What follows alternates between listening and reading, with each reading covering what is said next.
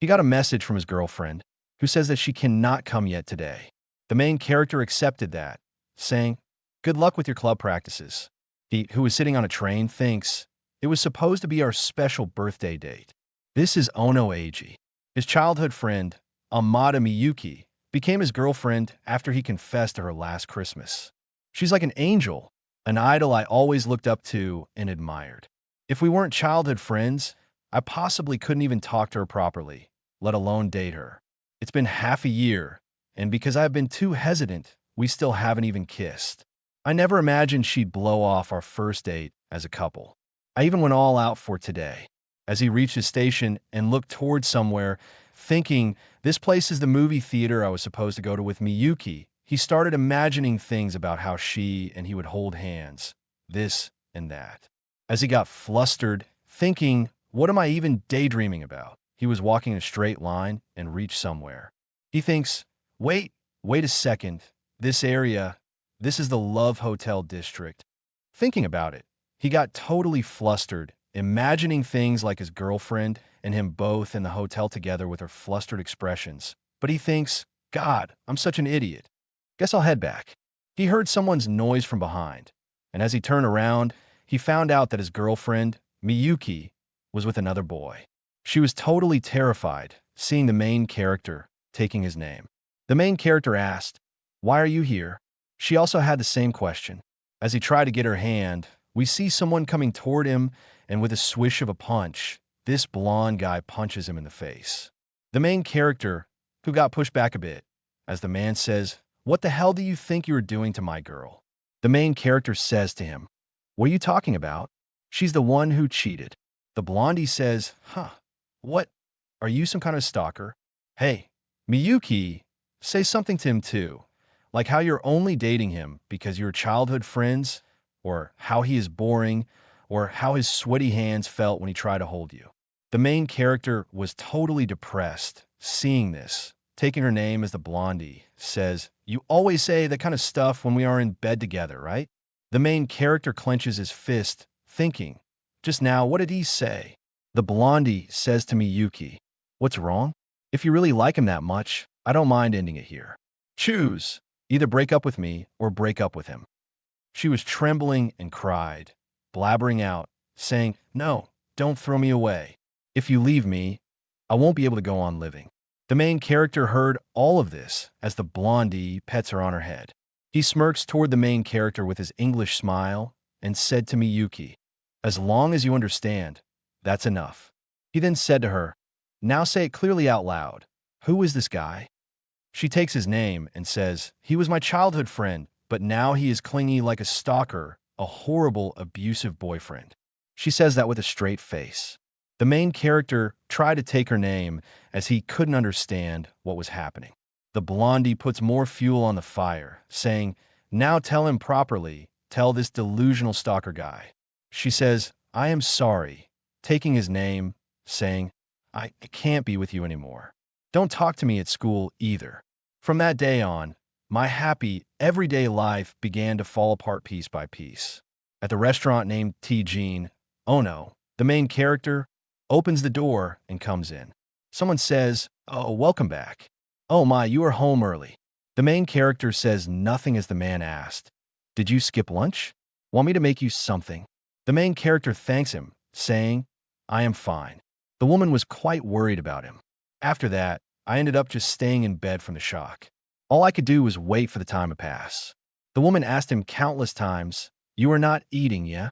And then, over and over and over again, he was like a shut-in in a house.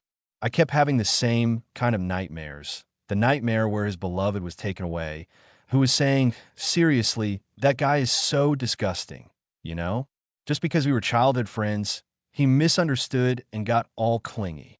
Forget that creep already. Just focus on me." As both of them kissed in his nightmare, the main character thinks to himself, "Stop, please just stop already." As he wakes up from that nightmare, he had become so afraid even of falling asleep. As he washes his face and makes his way to his school, he was like a dead man.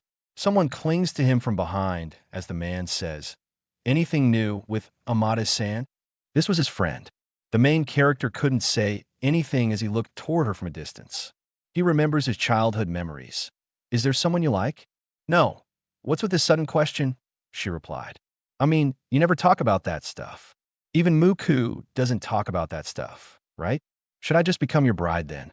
This was his past memories, her laughing and joking about him. He says, cut that out. Oh, you totally look serious. In the school, he tried to approach her one more time. As she looked behind, she took his name, but then some other girl arrived. That other girl says, don't get involved with me anymore, you abusive creep. The main character was shocked as the other girl pulled Miyuki away, saying, let's go.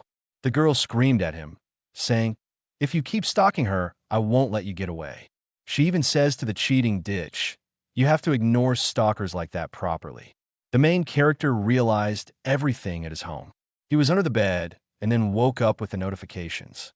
Unknown accounts are giving him threats, as well as calling him a disgusting person or abusive comeback. His mailbox was filled with this kind of nonsensical chatter. Everyone was calling him a creep, saying to him to die, abusive guy, cheater, and whatnot. He was so distressed, saying, what the hell? I didn't even do anything. He shook off the phone and threw it on the ground. Do you realize what happened? Bad rumors around him were spread, most probably by the blondie and the girl. The next day, when he arrived at his classroom, he thinks, it's fine, just act like it's a normal day. As he opened the door and people were chattering to each other, he sat at a desk, but when he heard what they were calling him, an abusive freak, the worst, get lost, seriously disgusting piece of trash, all of that, his world was crumbling right in front of his eyes. He says, even though I didn't do anything, as the girl from before came and washes her hands on his table, saying, shut up, you criminal. There is no way Miyuki would lie. Even Komodo-senpai from the soccer club said he saw it. This was the blondie, by the way. The two school celebrities and a criminal like you. That girl says anyone would know who to believe. I don't want to hear it anymore. The main character thinks, why did it end up like this? People were laughing and eating together while he was isolated. He was losing his humanity bit by bit. He sees some chats in his club as they said to him that today's club was canceled, so you don't need to come. There was no one left in dual class that he could ever rely on. He thinks about how the club president said it was canceled, but maybe someone still is here. Maybe I could talk to someone, ask for help. But then he heard voices from inside, which shook his entire core, saying, you made sure to lie and tell that guy it was canceled, right? Yeah, I messaged him during lunch. I mean, it's scary to even see him, right? What should we do with the draft he drew? Actually, I already threw it out. The main character was at his breaking point, crying all over, thinking about their words. They said he doesn't even have talent, but still tried so hard on the manuscript. He is seriously pathetic. He stunk, held across a garbage bin, and when he saw what was inside, it was his own manuscript that he wrote with hard work. He could do, and he realized something, that he really doesn't have anyone else on his side anymore. He was all alone in the world that was ruled by his enemies. But then he thinks about, wait, maybe my homeroom teacher. She might be still in the classroom. And he thought maybe he could get help with her. But when he looks in his classroom, we see Miyuki as well as the other girl already talking to her, saying, Sensei, I think Mookie's been really troubled about something lately. Could you maybe talk to her about it sometime? Sure, but it's rare for Amada-san to be the one struggling. Did you get caught up in something because you were too kind? That lying childhood friend of his says, yes, something like that. Foo, it's fine. The main character ran from there as fast as he could, thinking, there is no other student as outstanding as you. I will definitely be on your side. These were the words of the homeroom class teacher that he heard. He clenches his fists as well as his teeth as he got to his locker and sees that there were more signs in his locker. If you snitch, I am going to the shop. LOL, D-U. The main character was horrified, seeing and reading all of this. He ran away from this school as fast as he could and arrived at home. His mother, the lady, says, welcome back. No club today. He says, I am home. Yes, no club. It got canceled last minute. She says, I see. You haven't been feeling well lately. Make sure to rest properly. The main character accepted while she, as well as his older brother, says even though mom and brother are tired too, kids don't need to worry about their parents. Yeah, just enjoy school. That's all you need to do. Since dad has died, mom never once cried in front of us. She always smiled, so we wouldn't worry. My older brother has been doing his best to protect the family and the shop. In that, the main character also made us smile, saying, "Yes, I will do my best. As long as I keep enduring this, then no one has to be unhappy." He thinks to himself. The scene then shifts to none other than Miyuki, who woke up thinking, "Since that day, I haven't been able to sleep. Why did things turn out like that? I keep thinking maybe that day was just a dream. If Kondo Senpai hasn't been there, if I had just clung to AG, crying, saying I didn't want to break up when I saw how he was being bullied, I almost started crying myself." But she thought to herself, "No, I can't cry. I'm the one who doesn't get to cry." It all started as just a silly love talk. I was happy, but our relationship wasn't progressing much, and introduced me to Kondo Senpai, who had tons of experience dating. I tried to turn it down, but Kondo Senpai was athletic and smart, the ace of the soccer team, handsome and gentlemanly, unlike the main character and me, who were each other's first love. He had more mature views of relationships. He seemed incredibly attractive to me. He says, "Come on, no guy wouldn't be into a cute girl like Miyuki-chan. If it were me, I would have made a move right away." Just kidding, lol. He invited her to grab something to eat and drink, and then says, "You are seriously attractive." Maybe he just is intimidated by that. Then came their first kiss in the Broadway of the Horizons. She and he kissed. Everything I was supposed to give to AG, it didn't take long before Kondo-san took it all away, and she went with it. They had the devil's tango for the first time. He says, "It's okay. If someone doesn't make a move on a girlfriend as attractive as you, that's his fault. You're not the one in the wrong, Miyuki. The one who failed as a man is him." She was hesitant of this, but then he says, "Come on, let's do it again." I think it was the perfect mark. But there was a part of me that felt good about the guilt, and once I became completely dependent, there was no turning back. Both of them were on bad as he says, "Hey, the 30th, let's hang out." She says, that's the day of the main character's birthday. But Kondo says to her, "Whatever, I will ask another girl if you don't come." She was quite distressed, saying, "I mean, I will come." He says, "You're always putting that AG guy first.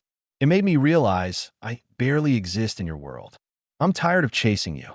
Let's just end this." She couldn't understand anything. "Wait, are you saying, wait just a second, this way we can both be happier?" And after that, she chose him over the main character. She thought that the main character would forgive her. She was relying on that. He was the one I had spent over 10 years with, my destined person. I thought I'd marry him, but the woman in me whispered otherwise. I feel like I needed to confess everything to everyone, that it was me who lied and cheated, but I'm terrified of losing everything.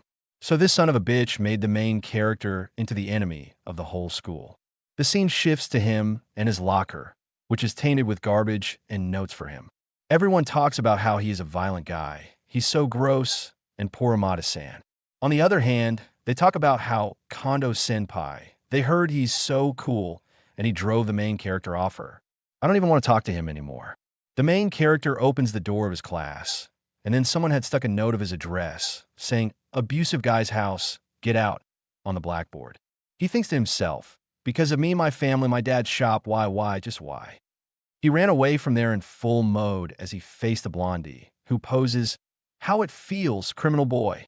The main character says, "Why would you tell such a lie?" He gritted his teeth. The blondie says, "Because it's fun, losing your girl and everything else. It makes for a great show, doesn't it? It's your fault for thinking someone like you could get with Miyuki. You should just drop out already. I love breaking other people's lives." This was all a planned motive by the blondie guy. The main character dropped down to his knees, thinking, "Oh, it's hopeless now." He was brought to the infirmary, where the teacher says, "I will let your homeroom teacher know, just in case." He thanks her as he gets up. The main character had no shine in his eyes left. He thinks, "No one's going to help me." He realizes that even the teachers will believe the smart and capable Miyuki over someone like me. I can't talk to my parents or my brother. After being betrayed by Miyuki, my best friend and girlfriend, I'm completely done for. A year and a half until graduation. How am I supposed to survive like this? He even saw the text where his club member says, "After what you did to Amada, the other club members are too scared. I'm really sorry, but we'd like you to stop coming to the club. Saw the... Hearing these words, tears from his eyes started coming. It's not true, I didn't do it. He was crying his eyes out. He found out that everyone his friends had blocked him, and then he lay down once more in his bed. He cried out like he had never before. In another moment, he was out of the infirmary as he says to the teacher, "Sorry for the trouble. I am fine now. Is that so? Take care of yourself." He, a dead man in a living body, a corpse who comes to the rooftop, thinking, "For now, I will get used to it until my heart gets numb to people's cruelty. If I just endure, die creep, the worst, pass me off, creeps, come tie, go to hell, filth, I will kill you, you piece of crap, get lost." He had the thought in his mind, maybe if I just jumped off the rooftop now, wouldn't that make everything much easier? As he reached toward the rooftop, he looked toward the front, and in front was none other than a blonde-haired beauty who looked toward him with her greenish eyes. At the end of hopelessness and despair, with no escape, that's when I met the girl who would change my fate forever. Facing her, the main character locked eyes with her. She asked, "Who are you?" The main character introduced himself as Ichi and said, "I'm a second-year student. I was skipping classes and wandering around the school, and I just happened to end up here." He thought to himself, "There's no way I can tell her I came to the roof to jump off." She smiled at his name and said, "Oh, Ono Senpai. We learned this girl is Ichino Jwai, a brilliant student who placed first in last year's entrance exam. With her kindness and beauty, she instantly became the school idol after enrolling. It seems a bunch of guys in her class have already confessed to her." She looked a bit down and asked, "So why show up now of all times?" The main character replied, "Sorry, you probably heard the rumors, right? Would you mind letting me have this spot? I just want to hide out here until lunch break." She responded firmly, "Absolutely not. This is my spot, so I won't give it up. Please disappear somewhere else, senpai." The main character argued, "Are you sure you know the rumors about me, don't you?" She replied, "I do, but it's still a no." This shocked the main character even more. He couldn't understand her stance. She sighed with relief as he looked at her. He tried asking again, and she said, "Yes, I know the rumors about you, but they're just rumors. I don't actually believe them myself." The main character's face went numb, hearing that at least someone was on his side.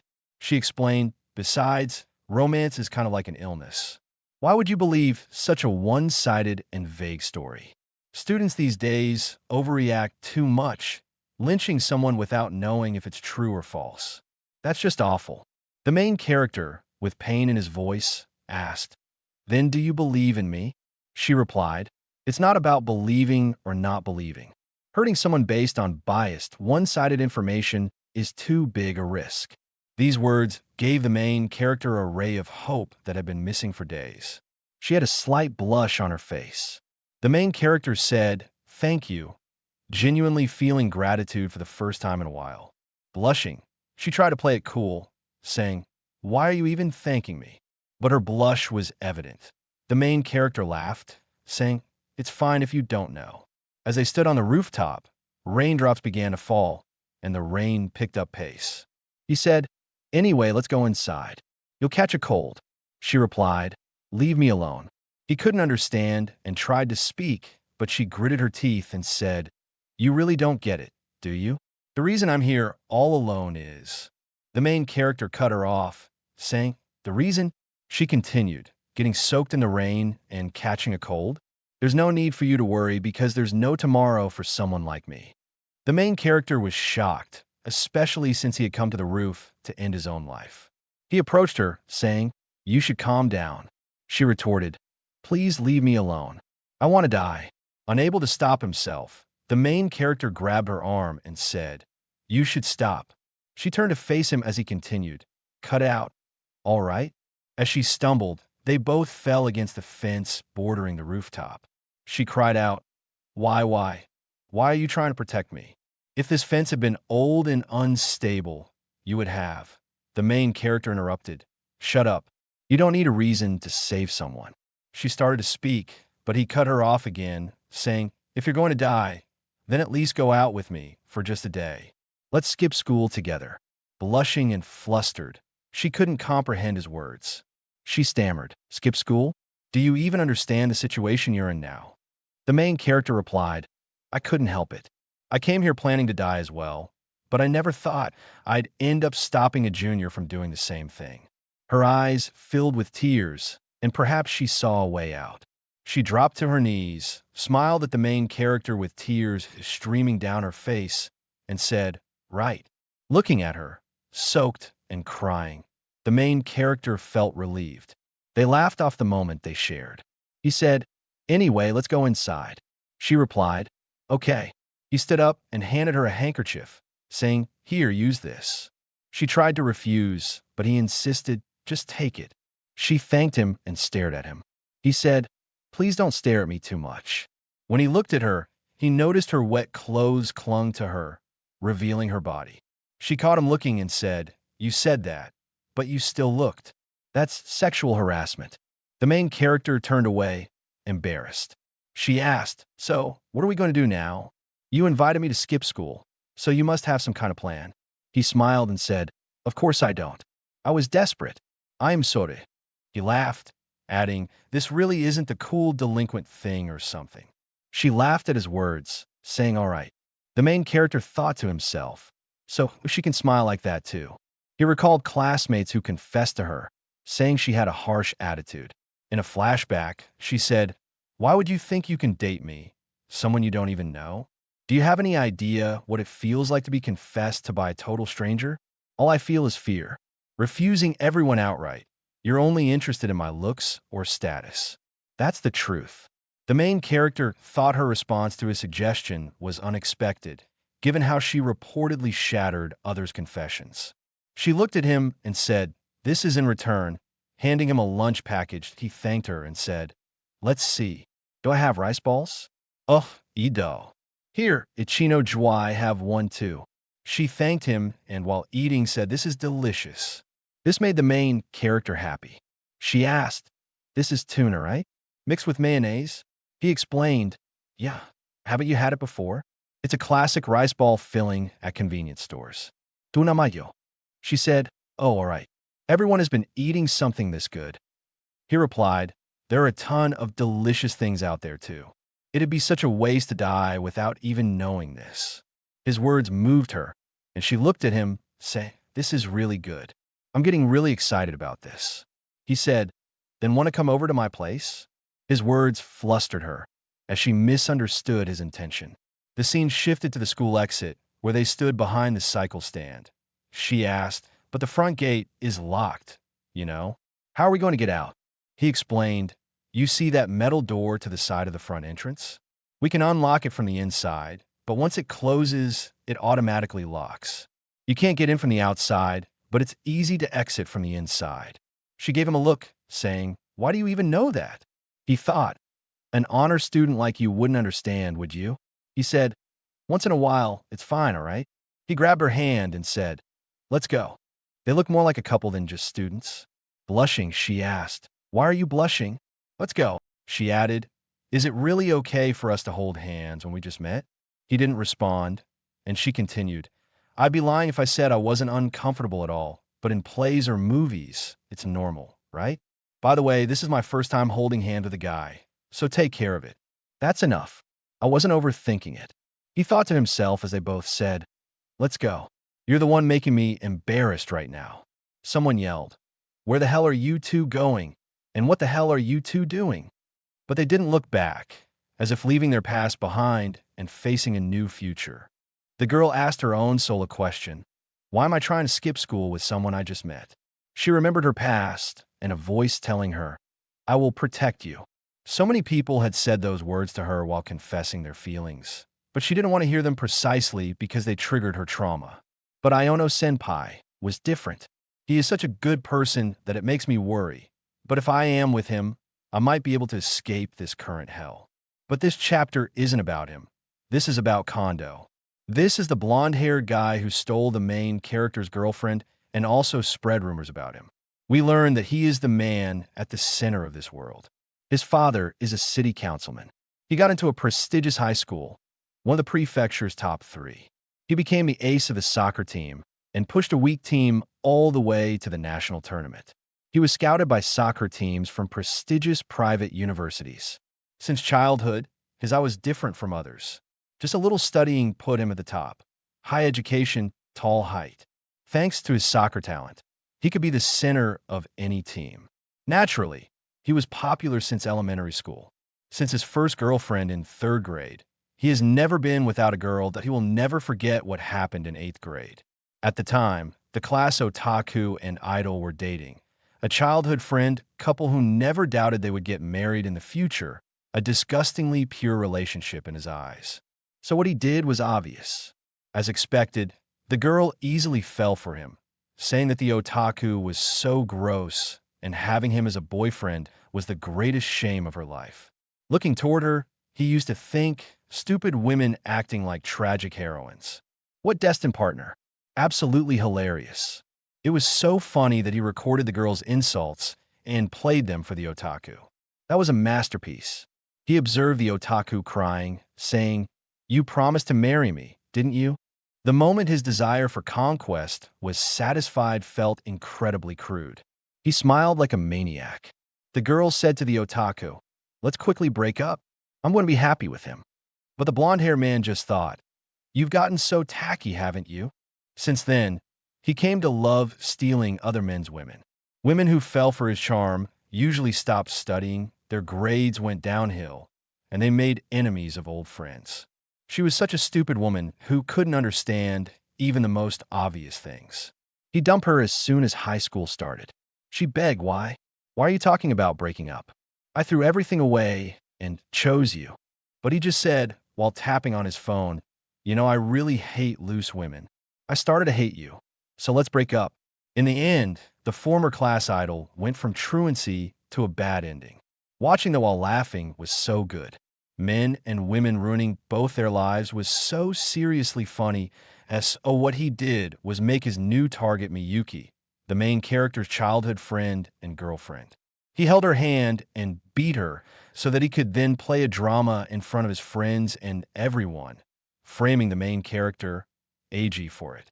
He thought to himself, "That guy and Miyuki, how far will they fall? I'm looking forward to what will happen." Shivering in her class, Miyuki thought, "He hasn't come back since morning."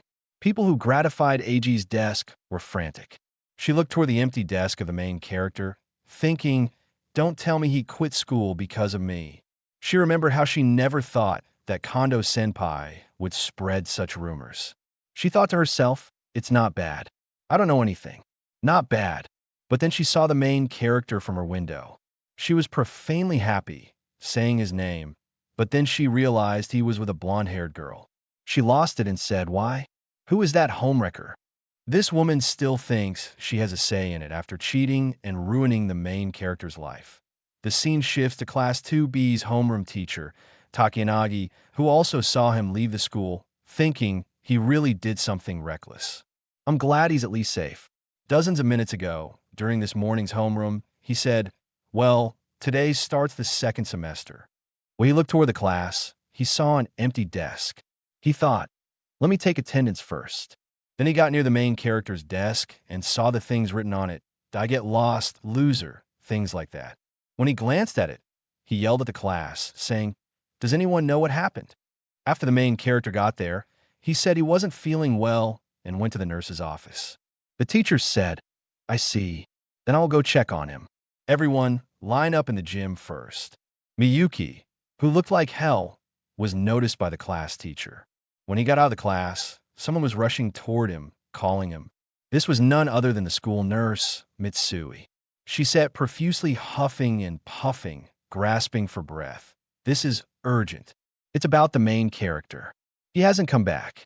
The class teacher said, "No, I was just about to look for him." The school nurse said, "I'm so sorry. I should have stopped him, even by force. He seemed kind of strange." When she asked him if something had happened, he just got under his blanket and said he wasn't feeling well, saying, "Please let me rest." The nurse took it upon herself, saying, "I will search the school." The teacher said, "Thank you.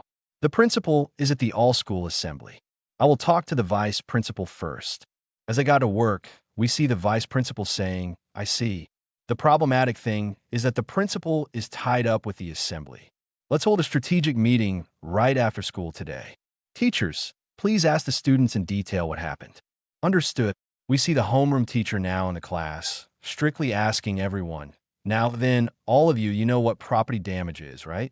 All of them were set straight and were in quite a situation. The homeroom teacher said, you should understand by now. It's about the main character's desk. I don't know who did it yet, but from the writing and the written words and his condition, I can roughly imagine what happened. School desks are school property, public property paid for by taxes from your parents. Damaging, that is a proper crime. He looked toward Miyuki when he said that, who was shivering. The class teacher said, the culprit might say it was just a weak feeling and that AG is bad, but writing slanders on someone else's desk is not allowed by anyone in the school. After arrests have been made for death threats to celebrities, the same excuse won't get you. He went closer to them and said with a serious tone, this incident shouldn't be fooled by the word bullying. It's not child's mischief or pranks. It's a crime that can't be overlooked. I want you to remember that firmly. About 30 minutes earlier, Takalani gives a warning to the class about the bullying of our main character. An emergency meeting in the conference room was held. We see how the principal has arrived. He was quite late, but it looks like he ran here because of the sweat on his face. The vice principal with him also sat down. The principal, as he sat down, bowed his head, saying, first, thank you, Takanagi-sensei, for contacting us immediately. Nothing is more important to address than this bad news. The class's homeroom teacher of the main character says, no, this might be a failure in how I manage my class. Honestly, all I can do is reflect on it. He thinks to himself, feeling quite guilty. We see the grade chair, Awai, say, as teachers, there will always be things to reflect on, you know. But, Takanagi-sensei, I think you have done everything you could have done. There are plenty of people who try to hide it just to protect their reputation. We see the principal saying, Evi-sensei is quite right. For now, let's worry more about the present and future than the past that has already happened. Do we know how Ono-kun is doing after leaving early? We see the chairperson saying, Takanagi-sensei had already asked a few students, so I took the liberty to call his parents myself. I asked if he was okay, since he left a bit early feeling unwell. It seems that he has made it home quite safely. The principal says, that's good to hear. He nodded his head and says, then I'll be sharing the basic policies I discussed with the vice principal. First, let's prioritize. I will know if he ends up refusing to return to school or dropping out. Everything will be lost. We need to firmly support him. We see Takanagi-sensei also firmly support this statement, saying, yes. The scene shifts to someone texting on the phone. It was none other than the blondie, who was asking Sayaka that he will come over after his clubs. As soon as that was happening, we see two figures coming in from the door, taking his name, saying, Kondo-senpai, there is trouble. One of them says, actually, we were planning to punish Arno, so we graffitied his desk, but now Takanagi is calling a crime and starting an investigation on it. Hearing this, Kondo was unusually stoic as he thinks. That downer teacher is quick. Huh? I thought he was the type to cover up things. Well, whatever. Even if it gets big, my old man will deal with it anyway. He gave both of them blunt replies, saying, I see. Both of them had sweat on their faces as they say, isn't that a bit cold from you? We only did it for you, senpai. On which the blondie looked towards them, saying, when did I ever ask you idiots to do anything? Sweat and frustration were on their faces, but the most evident was fear. We see Kondo saying, I just shared my worries with you, that's all. You're the ones who spread it like a joke and even trash school property. Hearing this, one of the guys just says, no way, we just did what? But he got cut off as the blondie stood up, saying, then deny it with everything you've got. At least they don't have any hard evidence on you for now. If you don't, you're finished. We see that he said these things to them so that they become scared of the situation. And he thinks to himself, huh, 2 more slaves are finally acquired. We see the scene shift to the main character, as well as the beautiful girl, who were drenched with sweat, sitting on a bench. He says, hey, are you okay? She says, yes, but keeping up with a guy running at full strength is quite tough. The main character thinks to himself, just being able to keep up at all is quite amazing for you. I heard you turn down every club that tried to recruit you. Sometimes when asked to help, You performed at the level of an ace. You must truly have both brains and brawn. He says, anyway, shall we continue? She says, but, senpai, making him stop in his tracks. She continues, saying, you tease me too much. Are you just hopeless at explanation, or are you doing it on purpose? She made quite a face saying this. The main character says, probably the former. She says, liar, as we see both of them continue on their path. It was none other than Kichijo. This was something that was owned by his family, as we have seen in the past part. Yes, the main character entered, saying, I'm home. His mother says, oh, welcome back. You're early. He says, yeah, I wasn't feeling well, so I left early. She says, oh my. The main character continues, saying, my junior was also leaving early, so I invited her to lunch. Hearing this, his mother made a smug look that says, oh, skipping school? Not bad, huh? On the other hand, we get to know that she, the girl, was hearing all of this from the outside. The main character tells us about how his home is a family restaurant. His late dad was a chef. He trained at a famous hotel, saved money, fell in love with his mother, who worked the front desk, and together they opened this Western-style restaurant. Now, his brother, who graduated from culinary school, is the second-generation owner, while his mother handles accounting and waitress duties that we see his mother saying, all right, I'll get busy soon, so use the back break room. Lunch is on me. The main character says, thank you so much, as he opened the door for Ichinojo-san to enter. He says, don't worry. As she peeped in, we see her beauty and immaculate presence as she says, nice to meet you. I'm Ichinojo, Arno's junior. Senpai is always helping me. Sorry for the sudden visit today. Seeing her, his mother and brother were shocked. His brother couldn't help himself and came out of the kitchen to see her. His mother was flabbergasted, literally drooling, thinking, oh my, looking at her cute face. She says to her, oh my gosh, sorry, I never imagined that my boy would bring such a cute girl home.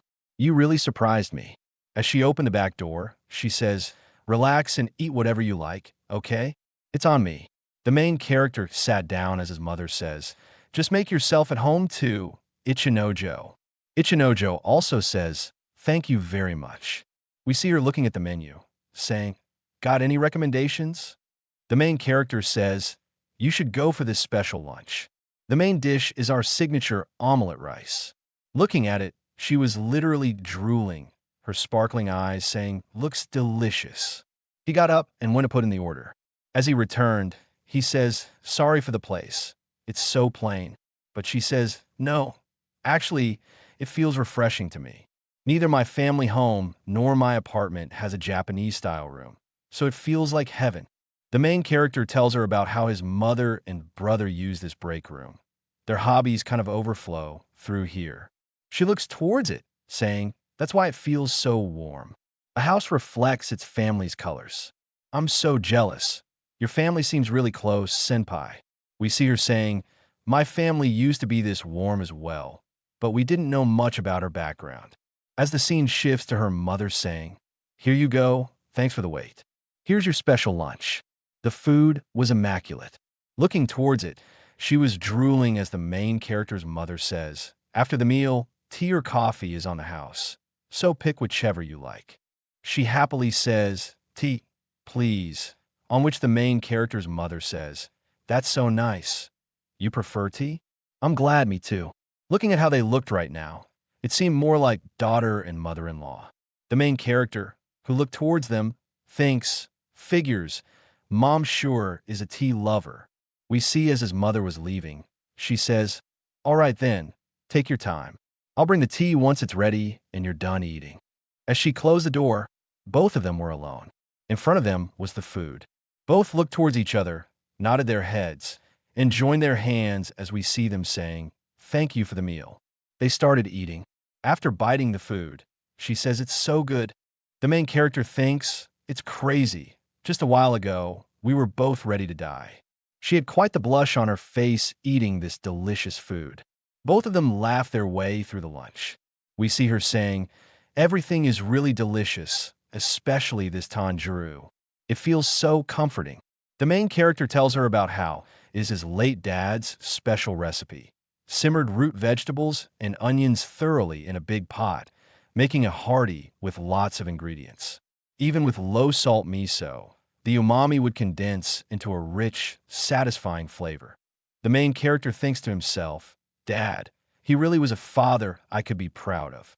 Hearing about this, she apologized for touching on the main character's sensitive topic, but the main character said, "No, no. If anything, it feels like you're praising him, and that makes me quite happy." She was also happy, saying, "Good. He must have been such a kind father. Hearing from your words, this Tanjiro tells me that much." The main character says, "I'm glad you liked it. Yes, being able to eat such gentle food, I feel lucky." The main character says, "And it's all you can eat, right?" The environment gets a bit dark as her question rings.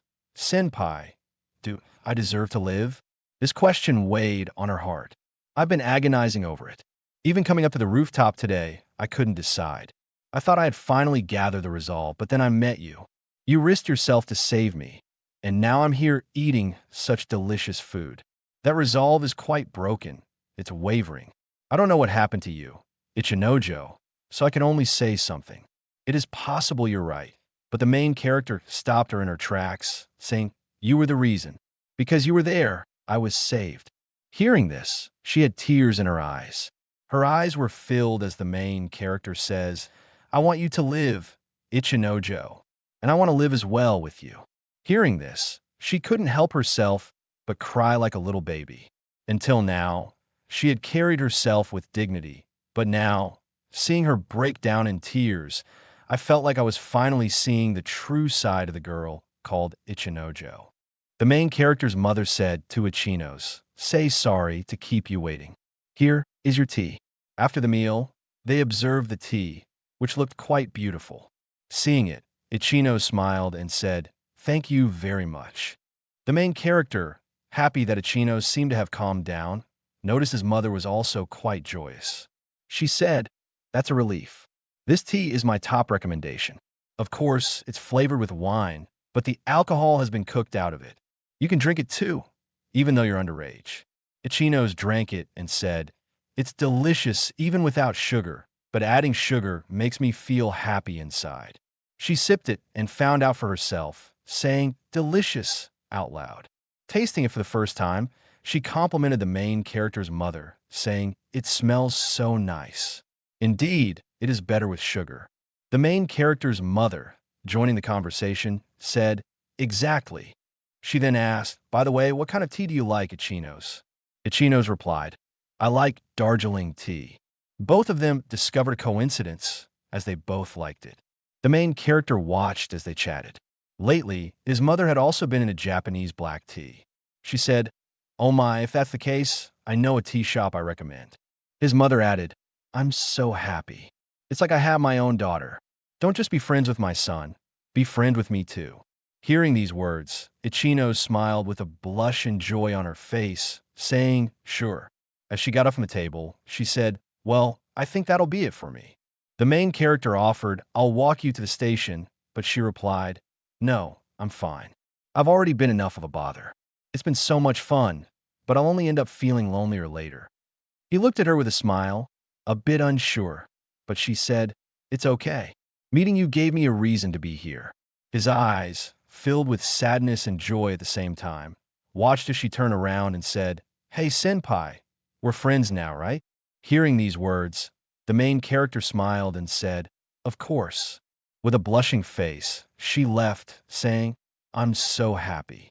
Please keep looking after me from now on, too." The scene shifted to the city streets, where Ichinos walked, thinking, "This might be the happiest time of my life." As she walked, she almost forgot everything else in her life, smiling and blushing. For now, being friends was fine, she thought to herself. But her happiness was cut short when someone called her. A car stopped just behind her, and a man got out, opening the door and saying, "I'm here to pick you up at Chino's." Her smile faded, and her eyes turned cold and lifeless as she said, "Thank you." The scene shifted back to the main character. As he closed the door, a sheepish feeling of fear rose within him. Everything about his life, everything that had gone wrong, came back to haunt him. Trembling, he thought to himself, damn it, I was fine until now, but now I can't stop trembling. He staggered to the floor, tears flowing from his face, thinking, what should I do starting tomorrow? He remembered everything that would happen to him, everything that had been happening for the past few days. I can only imagine how bad it's going to be. I could only forget the pain when I was talking with her. It's incredible how much she saved me. He thought as he picked up his phone, he thought, they're probably going to humiliate me again. But the message was from his friend Satoshi, who wrote, are you okay? My phone broke while I was on a trip. Saw the Satoshi, his childhood friend, along with his ex-girlfriend, used to be close. With trembling hands, the main character managed to reply, I'll manage somehow. Satoshi responded, that's fine. At least for now. Can we meet sometime at the usual family restaurant? The main character, confused and surprised, thought, clubmates, classmates, everyone has turned their back on me. Even Satoshi doesn't get it, but he still treats me the way he always has. That alone makes me happier. He typed, sound good. The scene shifted to the family restaurant, where Satoshi was waiting. He called out, over here this way, hey. As they sat down, the main character said, you were quick. Satoshi replied, yeah, you're my friend, so of course it's a big deal.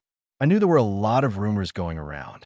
Satoshi apologized, saying, I'm so sorry. I didn't even notice you were in an emergency.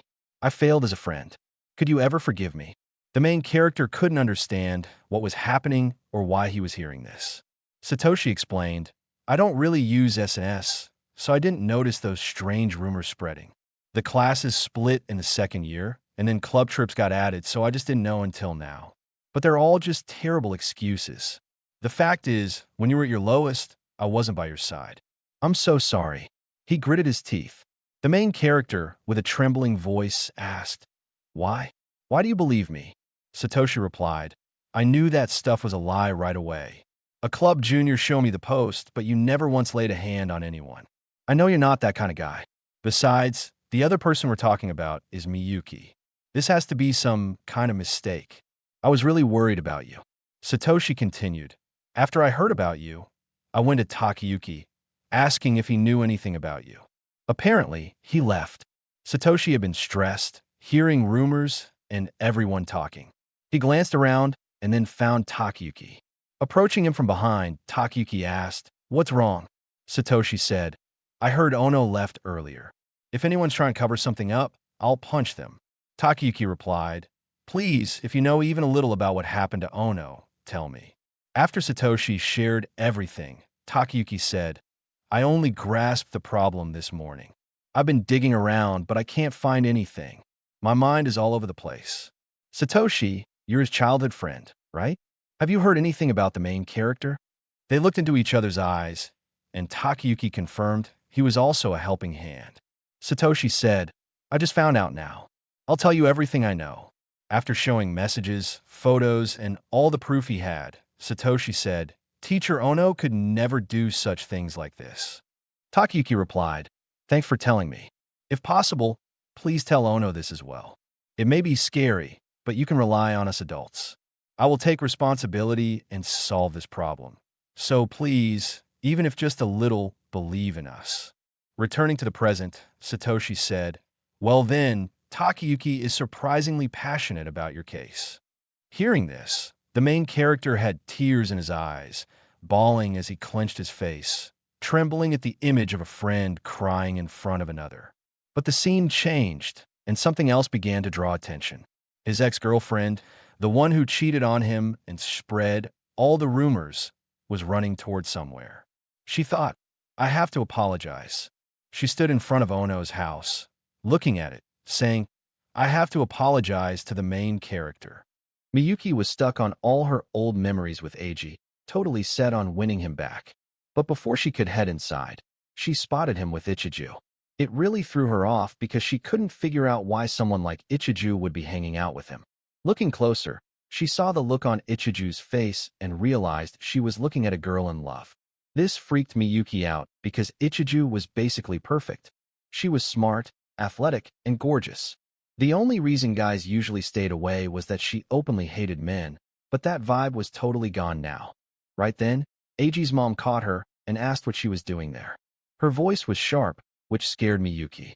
When Miyuki asked if Eiji was home, his mom said yes, but made it clear she wasn't in the mood for small talk.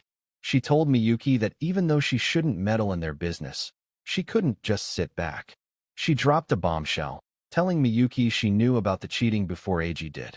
She had actually seen Miyuki holding another guy's hand once, and it completely shocked her. The mom said Miyuki didn't break any laws since they weren't married, and it is normal for kids to drift apart. As a mom, she figured Eiji was just staying quiet because he was hurting and thought they had broken up on good terms. She only realized Miyuki had truly betrayed him on his birthday, seeing how excited he was to go see her. Miyuki tried to make excuses, but Eiji's mom wasn't having any of it. She didn't want to waste more energy hating her than she already did. Since she had known Miyuki for 10 years, she gave her one last reality check. She told her that while love doesn't cost anything, trashing someone's feelings definitely does. In her eyes, it might not be a legal crime, but it was a massive sin. Miyuki still begged to see Eiji, but his mom gave her a hard no. She said no mother would ever let someone who hurt her son get anywhere near him again. She mentioned that it was ultimately Eiji's call to make, but as far as she was concerned, she never wanted to see Miyuki's face ever again. Miyuki felt like her whole world was ending. And she collapsed right there. Before slamming the door, Eiji's mom told her to stop making a scene in front of the shop and just get lost. So Miyuki got up and walked away, finally realizing that things were broken forever. When she got home, her mom greeted her. Miyuki lied and said Eiji wasn't feeling well, which is why she was back so soon. Her mom was just happy thinking they were still crazy about each other, bringing up how Miyuki always talked about marrying Eiji when she was a little kid. That really stung. Miyuki tried to play it cool, telling her mom to stop bringing up embarrassing childhood stuff. She used an upcoming exam as an excuse to head to her room. Once she locked the door, she fell on her bed and just cried. She realized she hadn't just messed up with Eiji and his mom, but she had lied to her own mother, too. She felt like a total wreck. She tried to rip up a middle school photo of her and Eiji, but couldn't bring herself to do it. Finally, unable to handle the guilt, she texted Kondo to meet up. She figured if she was already this deep, she might as well become the worst person on earth. The next morning, Eiji was heading out to school and was totally caught off guard to see the super cute Ichiju waiting for him. He was so stunned that he actually slammed the door shut, which really annoyed her because she just wanted to walk together. Eiji's mom heard them and shoved him back out to go with her. She didn't waste any time opening the door to say hi to Ichiju and even invited her over for dinner that night since they were cooking oysters. Ichiju thought that sounded great, but felt bad about eating for free at their place, so she offered to pay. Eiji's mom loved how thoughtful she was and told her not to worry about it, even promising to pack some extra food for her to take home. Ichiju said she was really looking forward to it and accepted the invite. After that, Eiji and Ichiju headed off to school together, leaving his mom feeling pretty happy about the whole thing. On the walk to school, Ichiju couldn't stop talking about oysters. Eiji felt a lot better having her there since she gave him a much-needed boost of courage. Still, he couldn't help but notice everyone staring at them. People were basically wondering if she was being forced to hang out with him. He asked her if she was actually okay walking together like this, but she told him not to sweat it. She knew she had a lot of fans and a good reputation. Eiji knew that was true because even when she turned guys down, she was always nice about it. Plus, she was a hit with the girls, too. Ichiju told him it was totally fine because being with him actually made her feel safe. She also mentioned that a new rumor about them being a couple might help bury the old drama. She started blushing like crazy just thinking about it, though. Eiji was still worried that being around him would ruin her image, but she said she didn't care about a reputation that could be trashed just because she walked with a friend. In her mind, she was better off without friends like that anyway. Eiji got pretty choked up by her words, but Ichiju told him to save the waterworks for later. She suggested they should tackle their problems as a team first, and then they could have a good cry together. Eiji realized then that while Satoshi gave him the guts to show up, Ichiju was giving him the drive to fight back. He felt like he could finally start trusting people again. Once they got inside the school, Ichiju asked Eiji to walk her home later, too. Eiji wasn't totally sold on the idea, but she insisted she wanted to go together and reminded him about the oyster dinner before heading off to her own class. Meanwhile, Eiji went over to his locker. He He was still pretty messed up from all the bullying and trashing he'd dealt with before, so he was actually terrified to open it. To his surprise, he found a perfectly clean pair of shoes waiting inside. Right then, Mystery Y walked up and said hello. It clicked for Eiji that the teacher must have been looking out for him and making sure nobody messed with his stuff. Later on, Iwai told him to go see Mr. Takiyanagi in the staff room. Eiji was really dreading it. Going in there meant being surrounded by all the other teachers, and he had no idea which of them already thought he was guilty. But he was pretty surprised to find Takiyanagi waiting for him outside. Takiyanagi mentioned that he knew the staff room would be awkward for him right now, so he suggested talking somewhere else. Eiji was super relieved. When Eiji asked why they weren't just going to the guidance office, Takiyanagi explained that the office gives teachers too much power. He wanted to talk as equals, so he picked the meeting room instead. Eiji agreed that it sounded better. Once they were inside, Takiyanagi asked him to sit right next to him instead of across from him, since talking face-to-face can feel pretty intense. Takiyanagi then put his head down and apologized. He felt bad for not paying enough attention and letting things get this bad. He basically felt responsible for everything Eiji went through. Eiji told him to look up and said he didn't need to apologize at all. He was just happy the teacher had figured out the truth so fast. Takiyanagi said he'd heard the basics from Satoshi, but he knew there was more to it. He asked Eiji to walk him through the details whenever he felt ready to talk about it. But as soon as he started thinking back, the trauma just hit him, and he started shaking. Takiyanagi immediately backed off and apologized for rushing him. He told Eiji to just take it easy and promised they could talk about the heavy stuff some other time. He then asked Eiji if he wanted a drink. Usually, teachers aren't supposed to do that, but he said he would make an exception since today was a special case. Eiji asked for a Coke, but then realized the first period was already starting. Takiyanagi told him not to stress about it because the adults had it covered. The vice principal was actually filling in for his history class so they could keep talking. He explained that right now, the school's #1 priority was helping Eiji through this mess. Eiji started to tear up and thanked him. A bit later, Takiyanagi came back with Cokes for both of them. He even decided to have one himself, even though he was supposed to be watching his sugar, just because it was such a hot day. Eiji then asked Takiyanagi why he actually believed him. Takiyanagi explained he had two main reasons. The first was just how rumors and dogpiling work for people their age. He said adults usually take more time to look at the facts, but teenagers often don't. He compared it to a typical online flame war where people pick a target, decide that person is pure evil, and then act like they're being heroes by hurling insults and harassing them. He pointed out that the actual truth behind these issues is usually a total mess. In cases where the target is actually innocent and just getting dragged for no reason, the people doing the harassing end up losing something way more valuable than they realize. He told Eiji that the people currently hurting him were no different from those. Eiji asked Takiyanagi what would happen if the insults were actually fair, and if he really was the bad guy the rumors claimed he was. Takiyanagi admitted that the chances of that weren't exactly zero, but his second reason for trusting Eiji covered that. He said that regardless of whatever trouble Eiji might get into, he just didn't seem like the type of person who would do something as messed up as the rumors suggested. He told him it was just his gut feeling as a teacher. Eiji started tearing up again because of all the support, but he pulled himself together and told Takiyanagi he needed to ask him for some advice. He asked Takiyanagi if he knew he used to date Miyuki, and the teacher said he was aware of it. Eiji then brought up his birthday, explaining how she flaked on their plans, only for him to catch her holding hands with Kondo later on. He remembered grabbing her arm, but he didn't use any real force.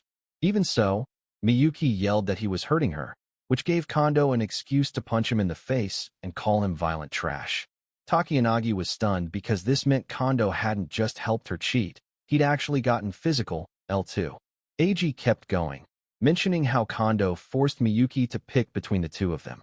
He broke down just thinking about it, which made it obvious to Takiyanagi that she had picked Kondo. The teacher comforted him, saying how painful that must have been and thanking him for opening up. He started thinking about Kondo, who was a star soccer player and a solid student on the surface. Everyone saw him as a clean-cut guy, but he was actually a mess. He was known for having drama with a ton of girls, and the teachers weren't exactly fans of his. Takiyanagi realized Eiji never went to a doctor after getting punched. Without a medical report, It was going to be tough to grill Kondo about it, so he knew he'd have to stay low and gather as much evidence as possible before making a move. Takiyanagi promised Eiji that the adults would take over from here. He thought back to the staff meeting where the principal made it clear that their main goal was making sure Eiji felt safe at school again. They knew it wouldn't work to force him into class while everyone was against him, but they also didn't want him to just drop out or fall behind. They planned to set up special makeup classes for him, though the principal warned that the longer they let this drama drag on, the harder it would be for Eiji. Coming back to the present, Eiji apologized to Takiyanagi for being a burden. That really bothered the teacher, who told him he wasn't causing any trouble at all. He grabbed Eiji by the shoulders and looked him in the eye, telling him that he and the other teachers were going to handle everything and that Eiji didn't need to worry anymore. He also told Eiji that he was way too nice for his own good and always tried to carry the world on his shoulders. He said kindness is great, but when someone is that sweet, people naturally want to step up and help them out, just like how Ichiju wanted him to lean on her. Takiyanagi explained that loving someone is the most real feeling there is, and having someone mess with that would crush even an adult, so it's no wonder a kid like Eiji was struggling. He mentioned that the school nurse, Mitsui, and the rest of the staff were all really worried about him. He suggested Eiji reach out to friends like Satoshi, his family, or even just keep talking to him. Basically, he wanted Eiji to know it's okay to ask for help when you're hurting. Feeling totally overwhelmed by all the support, Eiji promised he'd try to open up more often. As they were leaving the room, the teacher asked Eiji to rest in the nurse's room until he calmed down, instead of going to class. Following that, he says he will make sure that Eiji will make up for the lessons starting tomorrow. Hearing that, Eiji thanked the teacher and went to the nurse's room. As he entered the room, the teacher looked at him and thought that it must have been going really rough for him. Following that, she told Eiji that his body might be feeling fine, but he actually went through something really awful. Therefore, she asked him not to push himself hard, because according to her, his heart is exhausted. Eiji then told the teacher that it felt reassuring to him that the teacher was actually looking out for him. Hearing that, she said Takiyanagi-sensei was the one who was working the hardest for him, and she asked him to remember that. After that, the teacher asked him if it must have been really hard for him to spend 7 hours in the nurse's office. To which, he said he borrowed some books from the library, just to distract himself. He then further adds that if he doesn't have something to do, then he feels like all the negative thoughts start to crush him, and that he actually wants to keep himself busy. Following that, he asked if the teacher was okay with him bringing the books. To which, she asked him not to make it so obvious to her, and further added that it was going to be a secret, and that it would stay between them only. Sometimes later, the teacher came to the room and saw that Eiji was almost finished reading the books, and she was stunned to see him finish the books this fast. Afterward, she asked Eiji if he wanted to take a little break, and if so, then she would love to make some tea for him. Eiji asked her if that was okay for her to do so, to which, she replied that she was doing this just once. She then said that she actually drinks coffee usually, so she doesn't keep any tea around. But, luckily, she has green tea, so she asked if that would be alright. Eiji answered that it would be fine. After they had their green tea, Eiji asked Mitsui-sensei why she became a teacher, and as she asked that, he immediately apologized to her for asking personal questions. Mitsui-sensei laughed and told him that if she had to be honest, she would say that getting her teaching license was like getting a safety net.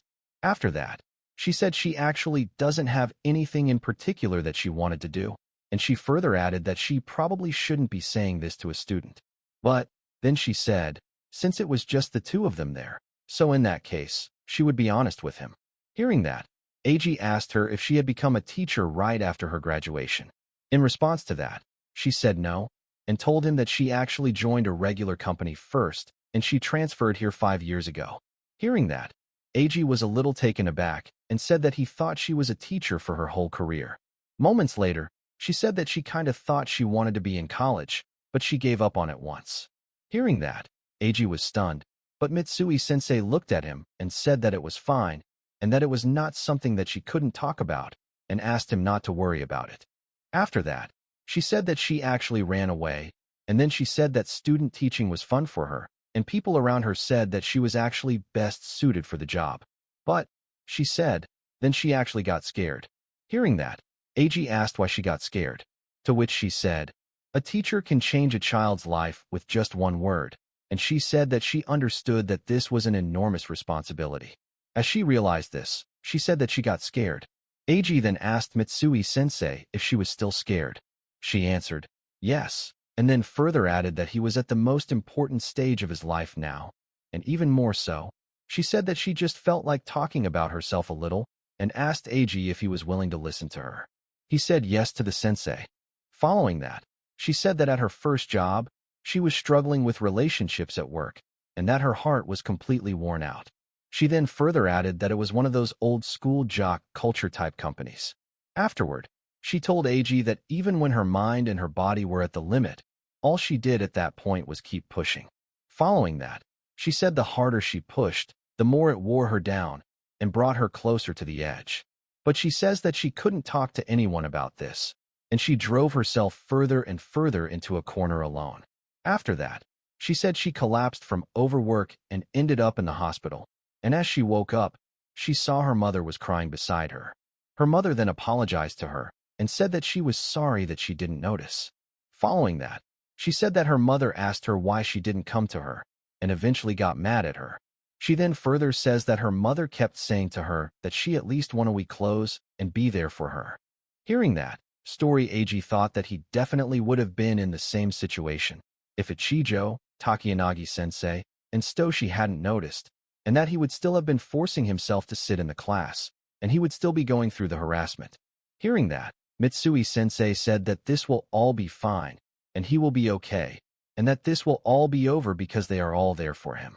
In the next scene, we see Ichijo was seen entering the classroom, and at this time, she was thinking about how she slipped out of the class and skipped school yesterday. As she entered the class, one of her classmates came to her and said she had heard Ichijo was not feeling well, and asked if she was feeling good now. To which, she said she was just a little overheated. But, now she was feeling well because she had rested well. She then told Ichijo that it was still hot today and asked her not to push herself too much. She then thanked her for worrying so much about her. But, in her head, she was thinking that she was wearing a mask and behaving kindly to everyone. But at the same time, she was making sure that she kept a safe distance, and that way she kept herself isolated and didn't give anyone any wrong ideas. She says that it makes her feel that she is not being a pain to anyone. Following that, she said she wants to rely on someone, but at the same time, she knows that it is not going to be good for her. But she ended up caring for herself like that yesterday. At the school, she plays the role of AI Ichijo that everyone expects. She then thought that she felt pathetic for suffering under that contradiction. After that, she further thinks that no one really knows who she really is, and not even her own parents.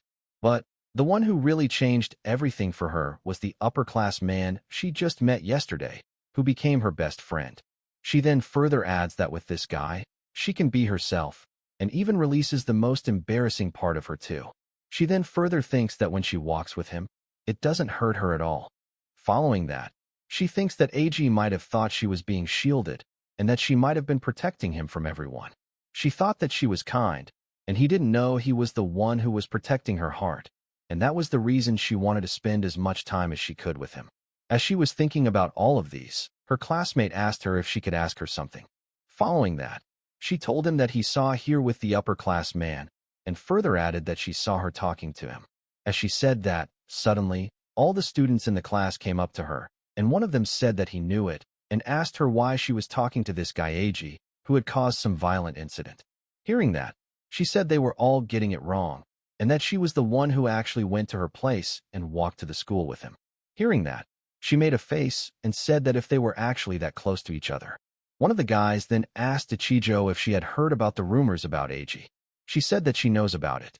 Hearing that, he asked why she would go out with him, and she said that he was not good for him. Ichijo then asked him if he had ever talked to him in person, to which he said he hasn't. After that, she further went on and asked him if he had personally witnessed any of the rumors. He said no. Afterward, she said Eiji was not the kind of person rumors make him out to be, and she further added that she knows him better than anyone else, because he was her best friend. Hearing that, the guy was stunned, and he was speechless. After that, she asked him not to say irresponsible things about Eiji, and said that she really hates the people who just pile on someone just because they were disliked, without even knowing them. The guy apologizes to her, and in return, she also apologizes for being harsh on him.